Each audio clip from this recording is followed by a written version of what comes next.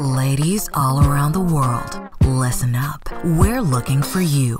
The time has come to be unstoppable together. The danger of executive women is worrying we're not enough, obsessed with perfection, failing to perform. You're in the right place. It's now time to be unstoppable together with Connie Fife. She was the director of the United States Chamber of Commerce and CEO of the Girl Scouts. Sit down, squat down, or lie down. It's time for Up or Out, all business with Connie Fife, your unstoppable diva and chair of the Fife Group, helping women in leadership achieve excellence and be unstoppable together.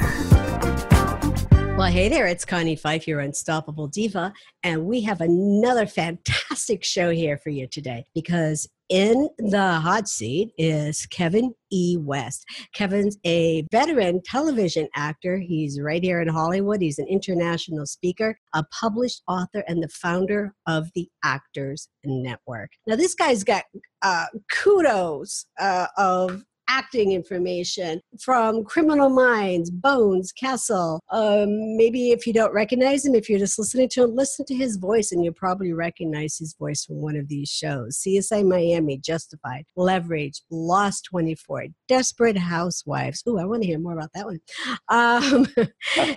And he's also an author of The 7 Deadly Sins. The Actor Overcomes, which was published in June of 2016. Now, I actually met Kevin when he was giving a program on acting. So in 1991, when he founded the Actors Network, which has led to his recognition of Hollywood's top opinion leader on the business of show business. And that's what I went to learn about when I was at this program with him. So fascinating gentleman. He is all the way from my hometown of Louisville, Kentucky, and he is also very athletic. He's a golfer. He's run marathons. He was in 6 men's senior baseball World Series, and he plays Sirius, Texas Hold'em. So, Kevin, what a diverse background. Welcome to the show. Oh my, that was quite the intro. I mean, it is so much longer. I mean, I could keep on going and going and going. You know, Ugly Betty. Really don't. Don't. No, not from Louisville, though. I grew up in Nashville. Oh, Nashville. I did say Louisville. But yes, from Nashville, Tennessee. I'm going to jump to Texas Hold'em. So you're a serious player. I am. I've been playing for about 13 and a half years. One of my friends who tragically died young was a world-class player, and I knew him for a long time, but I never we all played cards when we were kids and all of that, but I did in the summer of 2004, I decided to sort of look at it as something that I might want to do part-time fairly seriously. And like anything else, you have to learn and you lose your butt in the process of learning. But all these years later, I don't play much. That's one of the reasons why I'm careful about it, because it's like anything else. You have to put in hours to actually make any real money. True, right. And my lifestyle doesn't really allow for that. But I do play probably about 8 times a month for a fairly sizable amount of money. Oh, that's still pretty good. I mean, 8 times a month. Wow, that's amazing that you do that. And then again, like you said, still keep time for everything else that you do. Now, you're the founder of the Actors Network, and then you've written your book, 7 Deadly Sins, and how the actor overcomes. You know, people try to get into acting. Actually, we had a young man staying with us here for a bit of time. Actually, he just left today to go home in Toronto. But, you know, trying to get into the actors field, the actors area. So what is some of your advice to people that are just really still trying to get in there and get their foot in the door? Well, one of the things that actually you can see video of me on is speaking on a subject I call the decision. And that's actually a chapter in my book. And the reason I picked that for the basis of, let's say, kind of the 20-minute concept of a TED Talk or a TEDx talk is because the one thing that no one ever told me, the one thing that even after I'd been an actor in Atlanta, then moved out here, that people still never told me is everybody uses the term show business. but what does it really actually mean to the human being? Mm-hmm. And the decision for me is not just how you look, or not that you like being a goofball, as I call myself, or it's when you make the decision that you want to be paid for it. And commonly, again, separating theater out from film and television or commercials, being paid on camera, scripted on camera, this is not being an influencer or a YouTuber. We're talking about the profession of actually performing. Mm-hmm. The second you get a picture made, a headshot done, you are a product for sale. And we kind of know this in the back of our mind, but I would tell you, Connie, that really sitting down and understanding that you probably do not perceive yourself as a person and a performer the way others perceive you as a product. And until you get crystal clear about the difference between those two things, it can be a really difficult profession personally and emotionally and psychologically, far beyond just the difficulty of it as a generally difficult profession in which there are 1,000 people to each job available. So, percentage wise, it's extraordinarily difficult for that. But one of the things that adds to it is that we kind of tend to identify ourselves the way we identify ourselves. And that's not a lot of the way necessarily the industry identifies you all over the world, Sydney, London, wherever you may be. It's the same thing. So I'm going to step in there and say that there's some crossover, because I know you are also doing speaking. And you're talking about some things like social justice or social injustice. And speaking, you have a lot of that same thing going on, because you got to get your headshot, and you got to put yourself out there. And it was actually me. I worked with a PR firm, about 5 years ago, who actually kept calling me product. And so I had to get that in my head. They're like, you are the product, and we're going to build a business around you. So everything that happens. So if I were to be sick or something would have happened to me, the business wouldn't collapse.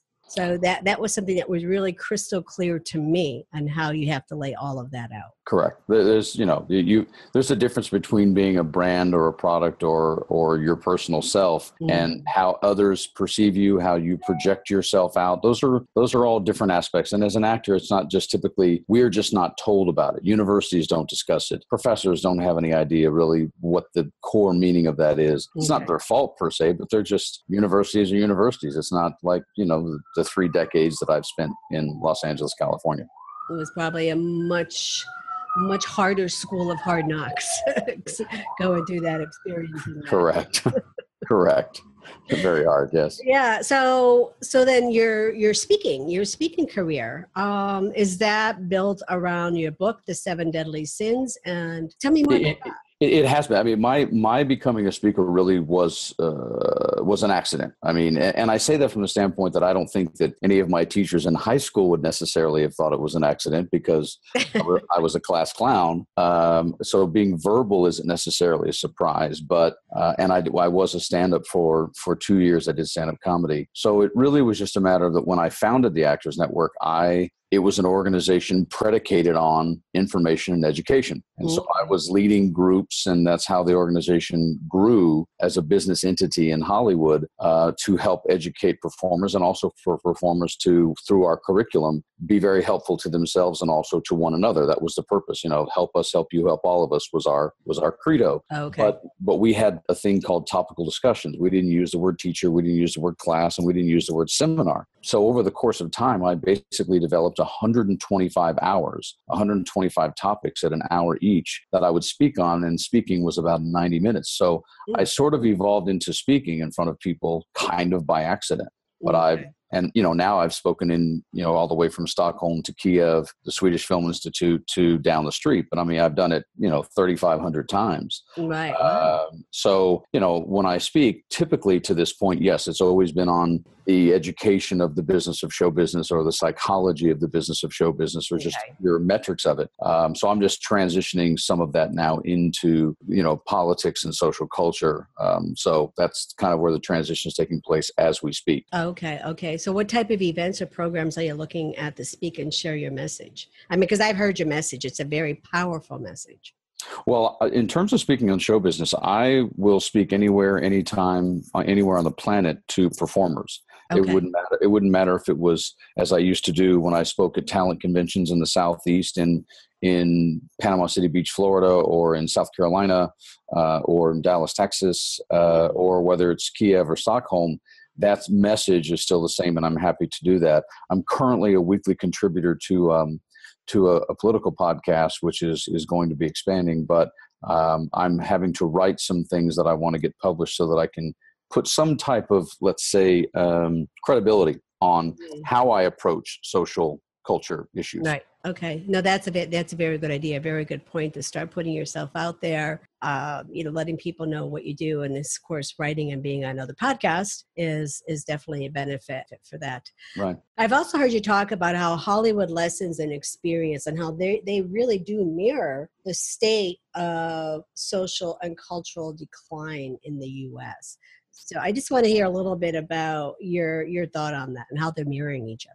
Well, I mean, Hollywood, art imitates life, and Hollywood is about, the one thing, we get into this because we may be artists or performers, but Hollywood is a multi-billion-dollar industry. Right. Their only interest is making money, just like everybody else. Mm-hmm. And so it's whatever sells. And so for, decades upon decades, and even, recently, Mad Men was not that long ago. Right. And ironically, while it was obviously an incredibly well done show, or it wouldn't have won awards on a lot of things that are truthful, like Selma or Hidden Figures, right. Any of those movies that are based in an era of time that isn't today, right. Or something that's a true story. A lot of times people get bothered by it because they don't want to be reminded of how we were. And it's like, well, that's actually truthful history, so sorry. But the Mad Men part about that era when men sort of were continually sexually inappropriate, and there was the standard secretary, and your job was too. It's no different than what's coming out about Steve Wynn. This is right. Nothing that, I think that Hollywood, because they want to make money, is always going to say yes or green light things that are going to get the most eyeballs. And what's really great about it, from the show This Is Us on the on NBC to anything else, the 3 billboards that that won Golden Globes, and Frances McDormand, those kind of things are not. I hate to use the word popular because they are so culturally important. Yes. Me Too is culturally important. I grew up with a mother and a sister, no father, no brother. And while I am certainly a man, I've barked at my gender for years over the fact that, there's no gray line about the word consent. Right. So when it becomes something that is culturally prominent, Hollywood is going to follow without question. Right. No question. And at least at present, there's nothing wrong with that. Yeah. And it's really interesting. We can go into a whole conversation about this. So we'd be here all day. Let's just go there a little bit. Yeah, we're going to be here all day. And coming from me and like what you're talking about, the Me Too and all of that going on, and the women in the shows and how they mirror what's going on today. I mean, it's absolutely true. I've experienced it, the sexual abuse from family to the workplace. So then we're just really showing that now in Hollywood. Yes, is showing that because they know people don't want to see it, and it's really stirring the pot. Because I was formerly CEO of Girl Scouts for a lot of years back in Pennsylvania. For years, people have asked me to create something around women's issues, and I really didn't want to go there because it was bringing out all of those bad experiences that I had, and I really didn't want to bring them back up. And about, 6 months ago, I found it was like, that light bulb hit me, or, I got kicked with, in the ass and said, you need to create something for women. So I created the Woman Who Dare Council. I had people from Hollywood calling me, asking me if they could buy that brand for me. And I was like, no, not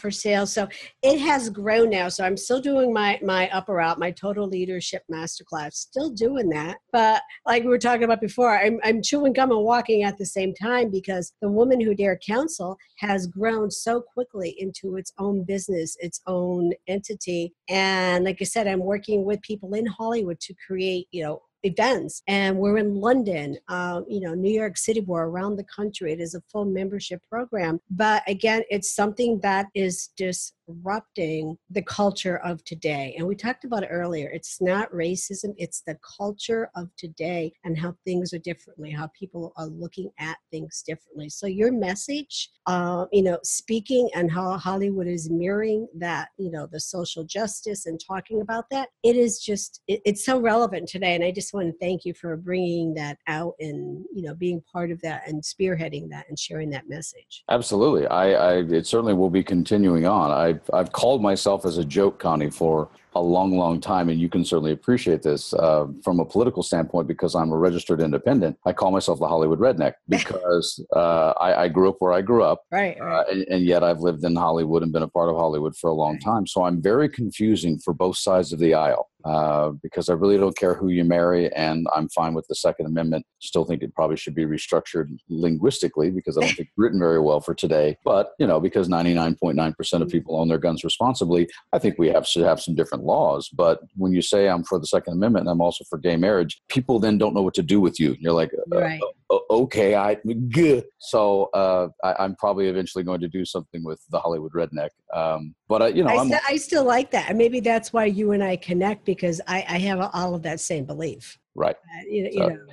But we try to, in politics now and in culture, and I harp on this with people, my friends or people in my life. I harp on the fact that, we're just very lazy. We want to make a conversation very simple. It's like, no, it's not simple. You have to parse out situations.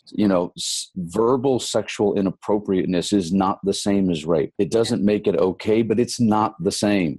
Sexual misconduct is not sexual abuse. They're not the same. And it's imperative. And again, I would start by talking to my gender first. Right. Because like I said, I've been a guy a long time and I have no problem hitting on somebody and I have no problem doing whatever they want to do, but it's what they want to do. It's not what I want to do. And of course, abuse of power and politics and money and coercion. Those are things that have all come along with, the fact that we don't control sex. We can only influence it or sometimes abuse it. But those conversations are not simplistic conversations. They're not. And you bring up a really good point too about, what is sexual abuse and what is not. And that's a conversation that I also started having with our Woman Who Dare group, because I was seeing women saying, oh, well, at 3 years old, my uncle changed my diaper. Okay. At 5 years old, a guy flashed himself on the subway. Okay. That's not sexual abuse. It's not. And changing your diaper is not anything unless he does something while doing so. Flashing somebody on the train is completely inappropriate. It's completely inappropriate. It's not sexual abuse. That person definitely needs attention, but it's not something to be crying, me too, I was sexually abused. So I'm also having those conversations too with my gender, saying, let's get very clear on what is sexual abuse and what is not.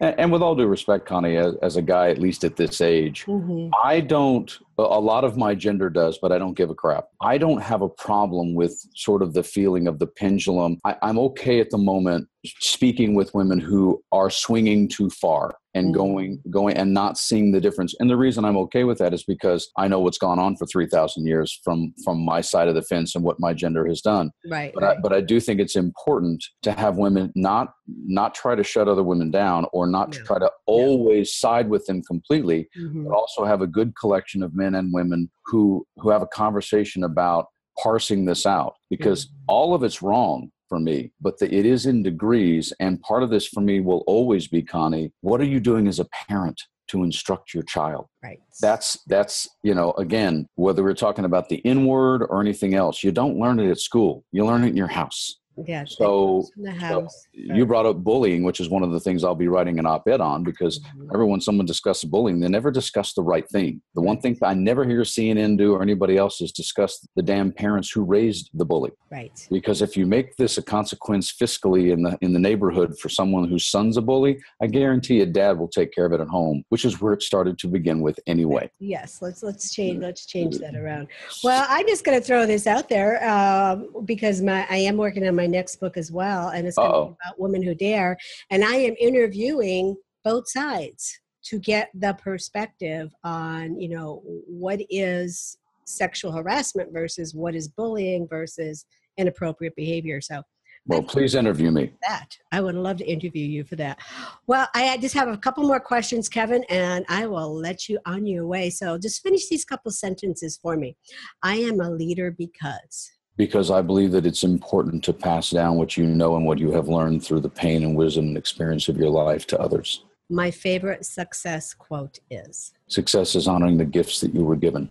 My process for evaluating opportunities is, where I will best be of value to both the solution and the problem. Great. Wow.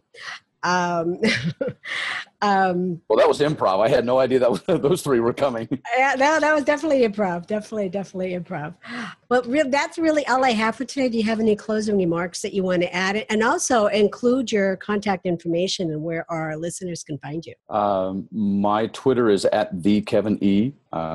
If you want to watch me speak or anything with regards to myself as an actor, Kevin at kevinewest.com is my website. And the Actors Network website is actors-network.com. Or if you just put the Actors Network or Kevin E. West in Google, they'll both come up quite prominently. I'm pretty darn easy to find.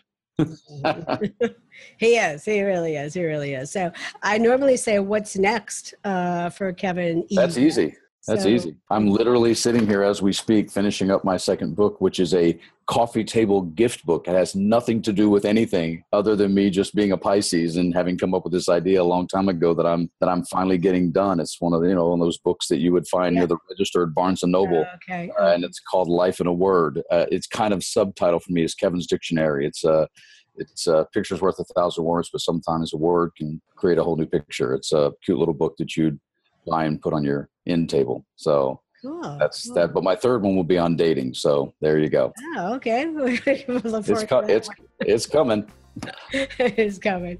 Well, that's all we have for today. And remember to check out Kevin E. West. Remember, you look for the E. West. Again, a guy that's chewing gum and working several projects at the same time. So love your energy. Love that you're here. Thank you for being here.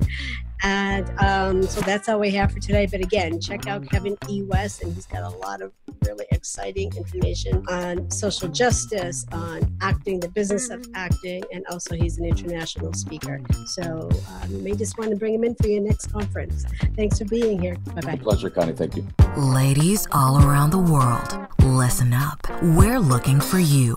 The time has come to be unstoppable together. The danger of executive women is worrying we're not enough, obsessed with perfection, failing to perform. You're in the right place. It's now time to be unstoppable together with Connie Fife. She was the director of the United States Chamber of Commerce and CEO of the Girl Scouts. Sit down, squat down, or lie down. It's time for Up or Out, all business with Connie Fife, your unstoppable diva and chair of the Fife Group, helping women in leadership achieve excellence and be unstoppable together.